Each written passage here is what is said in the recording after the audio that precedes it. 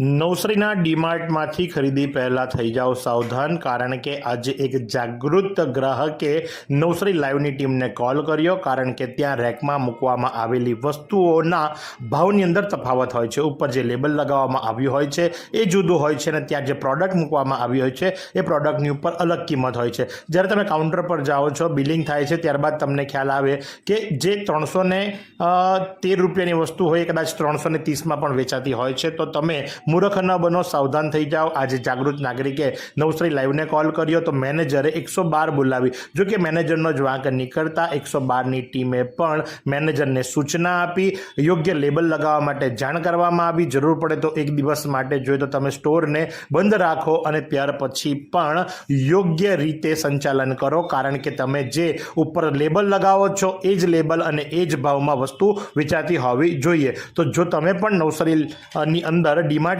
અંદર ખરીદી કરવા માટે જાઓ છો તો ચોક્કસથી પ્રાઇસ ચેક કરજો, લેબલ ચેક કરજો અને પછી જ ખરીદી કરજો.